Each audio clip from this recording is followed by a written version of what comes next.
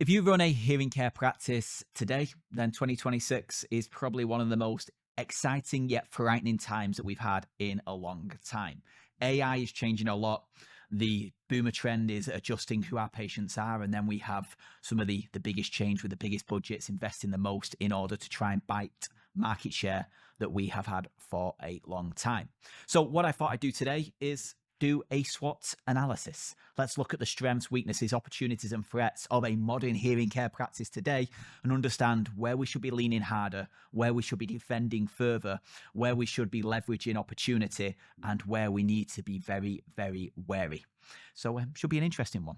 But welcome along to the Business of Hearing podcast. Today is going to be a very, very practical discussion as we get deep into a SWOT analysis. So look, without further ado, I'm just going to dive straight into this, and I'm going to refer to my notes quite a lot here.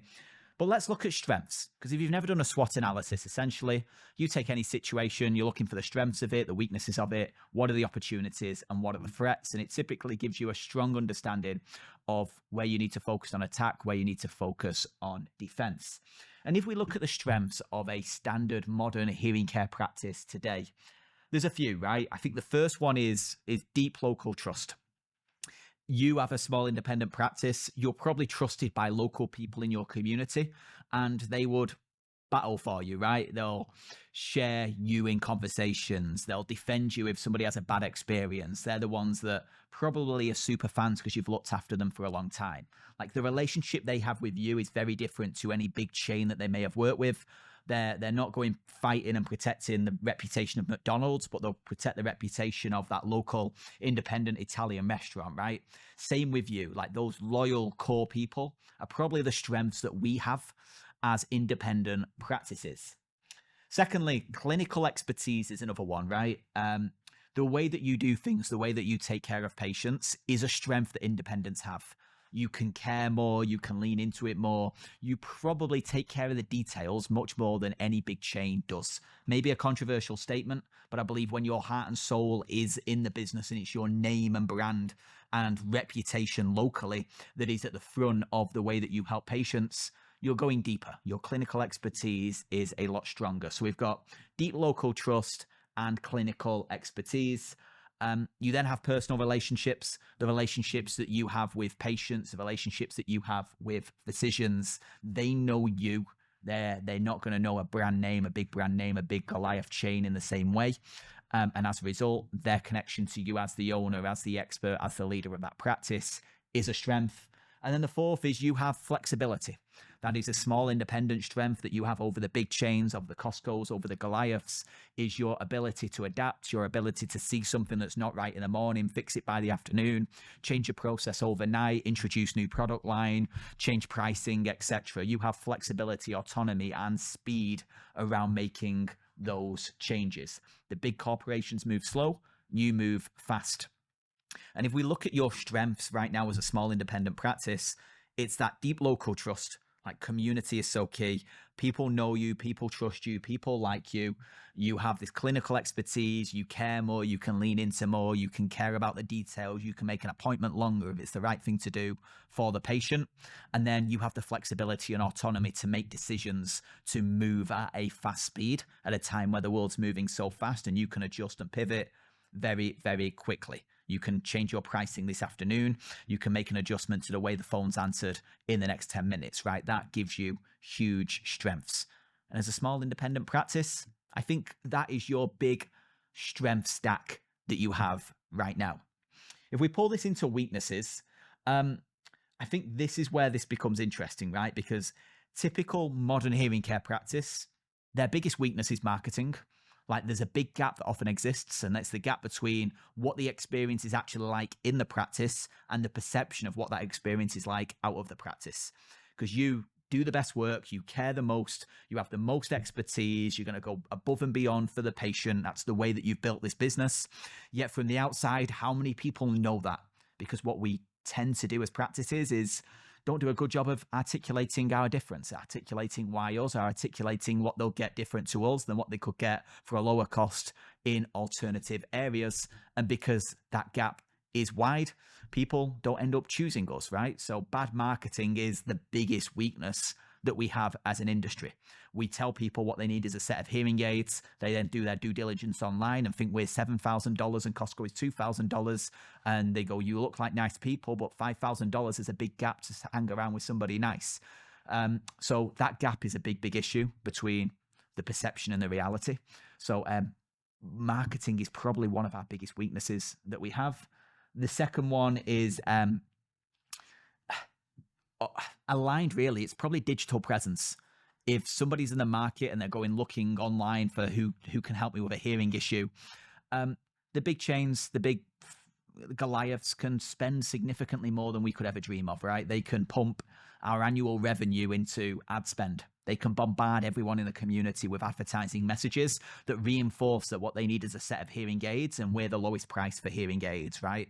So digital presence, marketing, advertising, that all falls into where it's a weakness for us because we're fighting against Goliaths that can just outfight us, outcompete us, have a team of specialists doing their advertising and can play to the cost as a key factor why people should choose them, which is a very, very easy point to scratch for people who are looking to make a buy-in decision.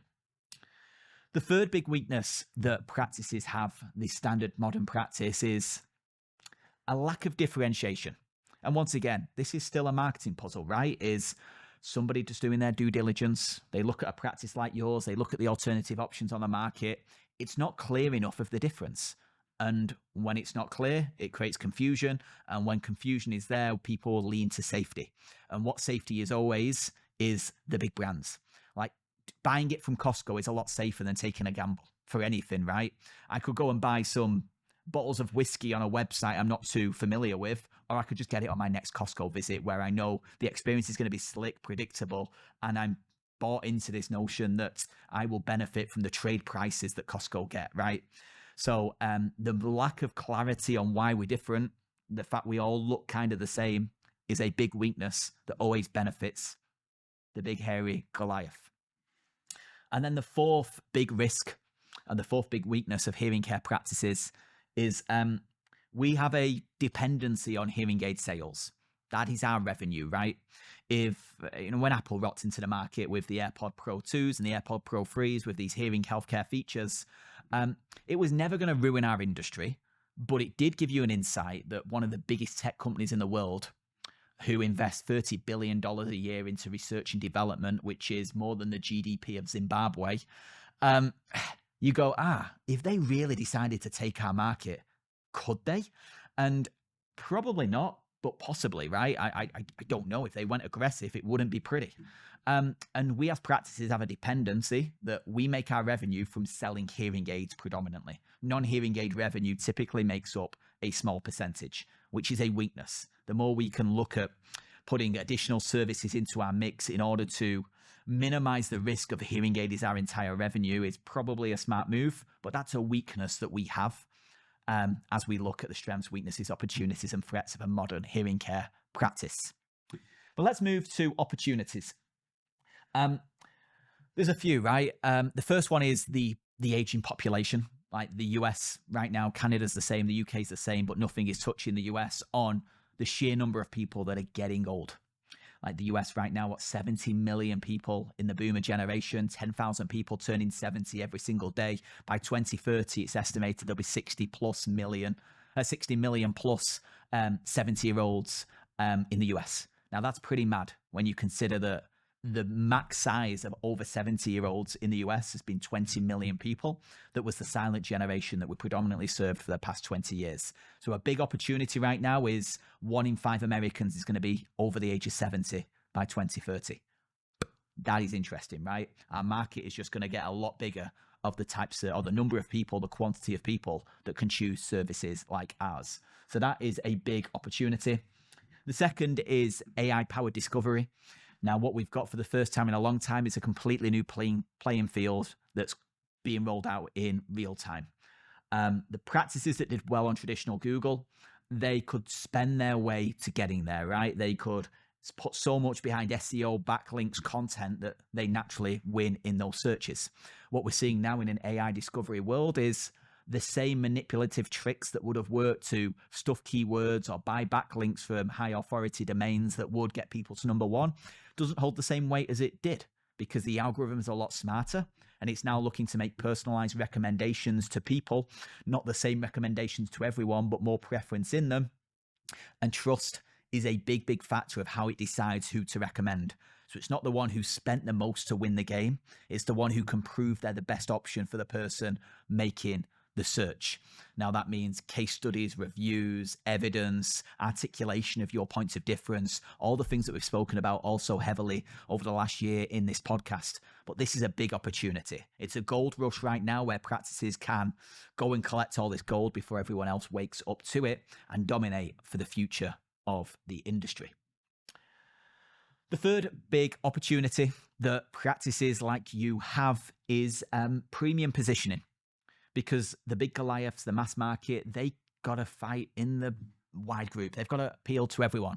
If somebody's got a $2,000 budget or a $20,000 budget, they've got to try to appeal for the mass market. You can be niche, you can be specific, and I believe you should. If you're fighting for everyone, you're going toe-to-toe with the Goliath. If you're fighting for a segment of the market where you can be the logical option, speak directly to them the way they like to be spoken to and prove you're the best option for people like them, and you have a track record of helping people like them to achieve the outcome that they're looking for, then you are in a much stronger place in order to win that battle. Now, you can play in that premium space. The big Goliaths can't, and if you own that space, you become the king of that space quite naturally. And then the fourth that you have as an opportunity is community authority. Now, you may or you may not have plans to be the number one hearing care expert in the world from a content and leadership perspective. Like, there's people in our space that do it right. If you go searching for hearing health information, they're the name. But you can do that locally. And you can do that locally relatively easily because most people don't do anything and the Goliaths can't do anything. They can't put a face and expert at the forefront because it's too much risk for them. They put a human at the forefront. They put money behind making them the star of the show. That person leaves. They lose a bunch of their business. They need to lean with their brand, lead with their brand name, lead with their logo, and put as many advertisements out that their logo just becomes part of social fabric. You can be the expert locally by just putting content out, answering questions, and allowing people to meet you before they meet you so that when hearing health, hearing aids, hearing care comes up in conversation, your name quickly follows in people's mind. So community authority is a big opportunity that you have. So to recap, we've got this aging population, people who want preference over proximity. We've got AI creating this new gold rush if you can get to it quick. We've got more preference and specificity on who you're for with premium positioning, and then community authority of putting your face at the forefront of the brand as the expert creates big opportunity locally. We then come to threats. Now we've got a bunch of threats, right? And I think the biggest threats to a standard practice, the first one is team dependency. Now I speak to a lot of practices where they're like, we've got like one provider that's bringing in all this money. Now, one is the worst number in business. If you've got one of anything, one front desk, one person answering the phone, one provider that's the rainmaker, it's the worst number in business. It's the big risk. So like their threats. But similarly, I was speaking to a practice owner not too long ago, and they was talking about, we've got this one provider that makes about 40% of our revenue right now, and our fear is that they'll leave and start their own practice. Now, this is a threat, right? Does it mean they're going to take 30 to 40% of your business? Probably not. But it does mean that you've got a risk and a dependency there. Now, you could, of course, have the comfort that if they did go and start their own practice, then they probably wouldn't be the amazing provider that they are today, because then they soon realize they've also got to deal with HR, with marketing, with all the things of being a business owner as well, which puts more and more stress and scrutiny on them being a provider and takes time and energy away from them being able to do that to the standard that they are now. But the dependency on a few key people is naturally a threat that we have, especially if we have a team of absolute superstars who do wonderful work and build wonderful reputations with their patients. Now, there isn't a catalyst and a solution to this, apart from trying to spread your risk as much as possible of that happening and ensuring they have a relationship with the practice, not just an individual member of staff. The second big one is naturally the big retail players. They can just play a game. If they really want to dominate your market, they can out-advertise you, outspend you, outmaneuver you, be overly aggressive, right? That's a threat that's always going to happen. More purchasing power, more advertising output, national brand awareness. The Costco opens next door. That's always going to be a threat. And it's not going to be a destructive threat, but it's going to be a painful threat. That's always going to occur. And then I think the third biggest threat that we have is technology companies. If Apple, once again, decide to go, we're going to launch a hearing aid, would it hurt? Yes. If any of the big tech brands decided to change things, if a new drug came out that did X, Y, and Z, and there was a big promise and FDA approval, would it impact things? Yes. Like the threats that we can't control are always going to be there. But as I look at a SWOT analysis right now, here's what I take from this. You have a number of strengths and a number of strengths that you need to lean into more and more. And to recap on them, you need to leverage that deep local trust. Like you are trusted right now. Turn your patients into super fans and scale that as much as possible. Your clinical expertise, the way that you do things, double down on it. Don't just show and say that we're the best. Prove it, document it, show that the hearing eval they'll get from you is this 12-step process. What they'll get everywhere else is this simple beep beep test. Create points of difference between it. The personal relationships that you have, leverage it, double down on them as much as possible, and then know your flexibility and autonomy as a small independent business. Use it. See things, make changes, make improvements. If pricing opportunity comes, change it, try experiments. Like you can move so quick, so nimble, so light on your feet. And for you to be slow moving as a small independent business is a waste of your skills. You are a phenomenal dancer and you never dance if that is the situation. If we look at our weaknesses, how do we strengthen our weaknesses and protect against them? Poor marketing, lack of any form of advertising focus, lack of positioning in the market. Like fix your marketing puzzle. If right now you look like everyone else, you sound like everyone else, you're not getting the recommendations and referrals that you think you should, not many people are choosing you and people who are less worthy of a patient are choosing them, then you've got that puzzle. And right now it's your fault and your responsibility. Like you need to fix that marketing issue. And that is the biggest weakness that many practices have. Because if you're doing the right work for the patient, then that gap that exists between what you do internally and what the perception is outside is the issue. That needs closing. You need to tell that story better. You need some marketing support from there. The third one, opportunities. You have this aging population. We have this new gold rush going on, and you can premium position in order to win it and be the local authority. Like if I'm really putting all this out on the table, what do you need to do right now? Fix your marketing. Be the expert in your local area. Double down on what makes you unique and tell that story very effectively. And if we SWOT analysis right now, that is what I get from it. Do a better job. Articulate your difference. Be the content leader. Put your expertise out at the forefront. Tighten up the communications with everyone that matters. Or let me look at this another way. Maybe you just implement the 8 steps of the orange and grey way that we've developed, where you get clear on who you're for, you look like the logical option for them, you build all the evidence to prove you're the logical option for them, and you've helped lots of people like them to achieve the outcome. You help them get the pricing right, fix the pricing, ensure you're collecting the dollars that you need to collect and the non-hearing aid revenue is there.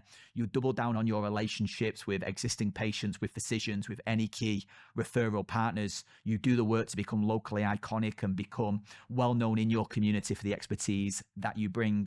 You focus on the basics to a gold standard consistently to continually improve in all areas. And then you grow the moat by developing your personal brand. It's almost like the marketing strategy that we've built for the practices that we help has been intentional based on exactly what's working right now. But hopefully that's helpful. Hopefully it gives you some insights, some food for thought. And I'll be back again next week with yet another episode. But appreciate your ears and I will speak to you soon.